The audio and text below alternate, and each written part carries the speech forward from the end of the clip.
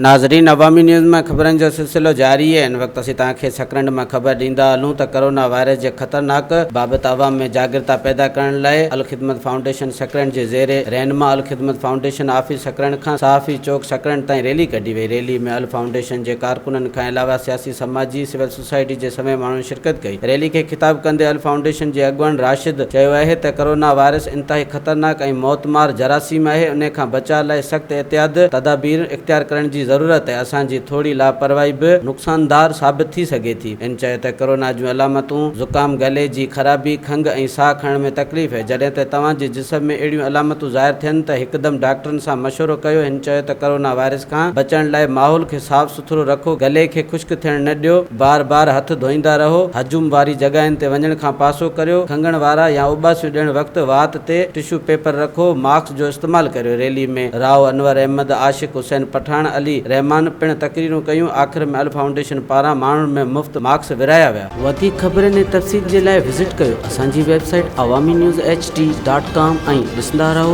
Awami news HD।